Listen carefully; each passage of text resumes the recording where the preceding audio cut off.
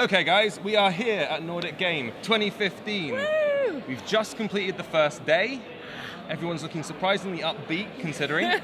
That's what caffeine does to you. Three cheers for caffeine. Hooray. So the important question that everyone needs the answer to, how is the catering? Oh my gosh, meatballs, it's not a stereotype. I had meatballs for breakfast and then meatballs for lunch. Well, we would have had meatballs for lunch. If we'd had any, because we didn't get any, I managed we to missed get, it. I managed to get some meatballs for lunch. The I'm only so thing that I'd jealous. say was surprising is that at no point did I see a chef with a top hat that's slightly over his eyes and an overly large moustache. That's all I'm going to say. We thought it was just an IKEA thing, but it turns out... Turns Yeah. out the Muppets were pretty correct too when it came to it. Who Honestly. knew? Life lessons from the Muppets. Muppets, exactly. Well, we've been roving around, you and I specifically with a camera, trying to get little bits and pieces, but I haven't seen that many talks. You guys have both been in talks. What are your highlights from the day? What excited you? Ladies first. Oh, okay. Well, this is quite easy actually. There was an amazing talk by a guy called Simon Stalenhag, Oh, yeah. and it's quite funny because the talk itself went pretty badly. The whole talk was about art and his amazing art that he's been designing, and just none of the pictures worked. So it was a black screen behind him PowerPoint for fail. 45 PowerPoint minutes. fail. So it was just like, no, describe an interpretive dance to your art. But he did really well, surprisingly, and actually for the last 10 minutes it worked. And he's a really inspirational guy. He was working as a game developer, and he hated it. He was like, I'm just spending my life in Photoshop. I can't be creative. I've got all these ideas. So he just said, right, I'm going to quit my job, and I'm going to create this fictional world set from all the movies that I loved growing up. So 1980s dystopia. And he just created this incredible space, all digital artwork. He now designs for films and video games, and has set out this incredible book that you can buy online called Tales from the Loop. And it's just, yeah, it was just a really inspiring tale of a game developer really chasing their dream, as cheesy as that sounds, and overcoming PowerPoint slide adversity. I was going to say, he did all that, but he couldn't get PowerPoint to work. 4 out of 10.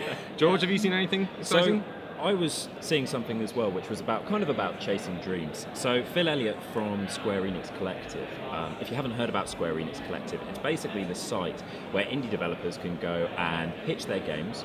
The Square Enix community votes on them, and the ones that get the most votes, Square Enix look into supporting basically while they're doing their Kickstarter campaign. They'll give them like a seal of approval, give them a big push out to make sure that they're basically getting as much exposure as possible, and then trying to help them reach their funding targets so they can achieve their dream. So You mentioned it earlier, it sounds almost a little bit green lighty, but kind yeah, of pushed by Square. It was really interesting. So the indie developer goes into the back end and puts in the screenshots, they put in the description of the game, they put in the links.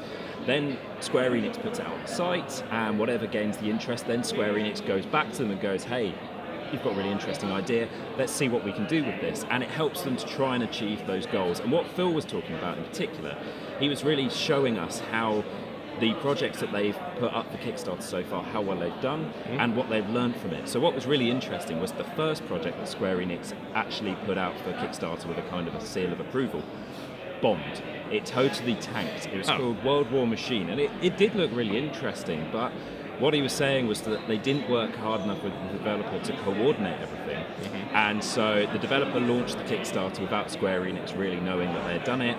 They didn't get the marketing push at the right time, and they missed that all-important launch period, and it missed out on its targeting goal by about £38,000, which is a huge failure. Wow. But then the next project, which was, I believe, a kind of Babylon 6 style turn-based shooter, which was, I didn't really get the full gist of it, but it looked kind of awesome.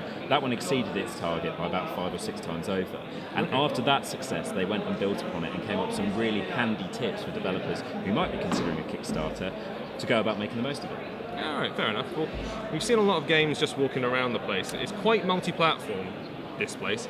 How much love have we seen for mobile here so far today? It's been mixed. There've been the occasional people who've been like, oh, I've got a mobile game and it'll be virtual reality mobile game. I mean, I think very much this conference has been focused. I've seen a lot of PC games, a lot of console games, and a few people chatting about using Angry Birds as a benchmark for how great the Nordic game industry is and the pinnacle that the Nordic region has achieved. But specific people coming up with a smartphone and going, look look at my game. Here's my game. Here. Yeah, I've not really seen. How about you? I think the really interesting trend at this conference is the fact that PC, mobile, VR, it's all kind of coming together, Yeah, it's true. and that's the reason why you're maybe not seeing like a dedicated mobile game or a dedicated PC game even, or a dedicated VR game, because people will do a VR game and they'll say, this is coming out on Oculus. Well, why don't I make sure that it's ready for the Gear VR, which is obviously Samsung's version. Yeah. And at the same time, I've spoken to loads of PC developers who have said, well, we're making this game, and because of Microsoft's development of like Windows 10, where tablets are basically able to run, Steam games, it's essentially that these games are kind of becoming mobile by default, really. The boundaries are blurring a little bit, aren't they? Yeah. Everyone's kind of going a bit multi-platform. Exactly. I mean, I'll be honest, Pocket Gamer went with Steam about a week ago, started covering it. Yeah. And when I first saw it, I was a bit like, really? And then talking at the show today, it's like, no, that's totally right. I mean, it really seemed to be blurring together, and particularly for those indie developers, making a success of a paid mobile game, if you're not Five Nights at Freddy's, is really difficult. Yeah. So naturally, you want to be able to expand out. So I think PC and mobile, they're quite nicely complementing. Steam, on the one hand, is this great paid market that exists, even though it itself is getting overpopulated.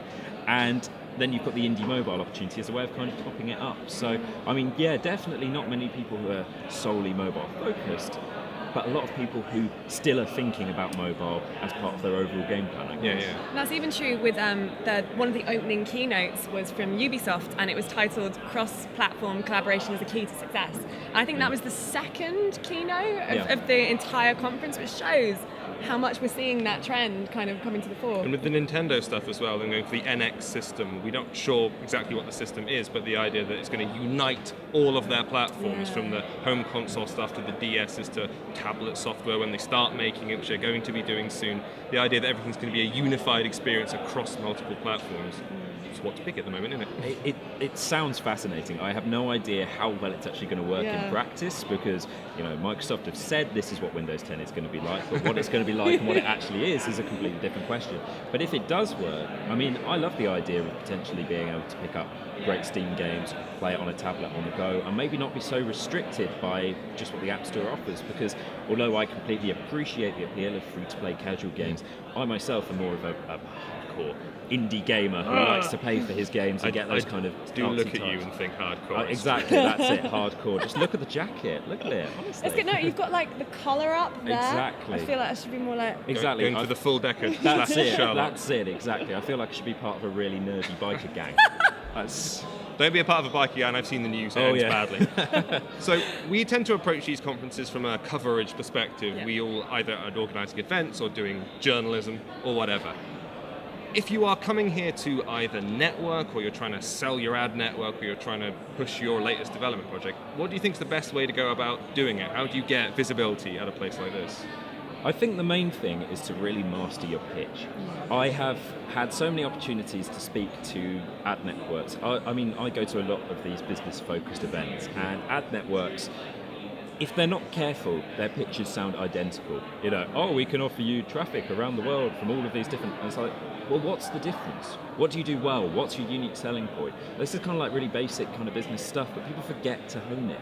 And if you can actually go out and stand in front of the mirror before you enter the conference hall and say, my ad network does this, its unique selling point is this is the reason why I should use it. And then when you go into a conversation with someone and they're like, so what do? You can just basically go, bam, and just hit them with some real hard facts. Or news, I don't know. News. News about us. Yeah. I think it's just seizing opportunities at places that, like when we were going around today, when we were shooting our footage, we were stopping off at a couple of stalls just to do some kind of like catch-ups, and this guy just kind of like grabbed us and he was like, oh, you're looking at my game, you're looking at my stall, oh, amazing. So this is my game, we've just launched today, and we were very busy and we're kind of like but it was actually, fair play on him. He was doing conferencing right. You need to look at who's around you, think, oh, do they look interesting? You really have eagle eye vision and look at people's lanyards and kind of say, oh, are you whoever, and just kind of network smartly, I guess, and choose your battles. We did a little thing last night at the Mobile Mixer, which was available. It's a video you can see now, which I suggest you watch, because we go around talking to people and saying, hey guys, do you want to talk to us for 5 minutes or so? We ask a few questions, we ask them for their advice on networking, but anyone who appears in that video has already won. Yeah. That's like kind of rule one. Yeah. Someone comes up to you and say, hey, do you want to be in this video? You say yes. Yeah. Because- And there were people who said no. There were people who said no. And it is a shame because it's a missed opportunity. That's something you can immediately tweet out and say, hey, I was on this video. Well, it's just building your brand. Exactly, and there's so many opportunities, even outside of events. I mean, there's opportunities to like guest blog. I mean, I know that PocketGamer.biz has guest blogs all the time from all sorts of companies, and we're always on the lookout for kind of cool ideas and cool people to hear their opinions from. But if you don't venture it, if you don't go forwards, then you can miss out. And I appreciate that not everyone is going to be a super hyper confident person, and maybe they'll be feeling a bit nervous about it. But if you go to this conference and you say, okay, maybe I'm not that kind of person, but if I can just do it once or twice and just do it with the right people, even if for the rest of the day you go and hide in the toilets or whatever, or you just basically just sit in the conference halls for the rest of the day and don't talk to anyone else, you can kind of say to yourself, I've done really well. And just by getting yourself out there, like you say, it gives you that stepping stone to getting noticed. Well, we're going to be doing a lot more of it tomorrow, I imagine. Are we prepared? Or are we ready to collapse and die? It's day one. We're so prepared. Day one, guys! Day one. Come on! Day one! All right then. Well, we'll be back tomorrow for the second part of this little two-part diary. Come and follow us and subscribe to us and Come all on. that come on you want. Woohoo! Subscribe.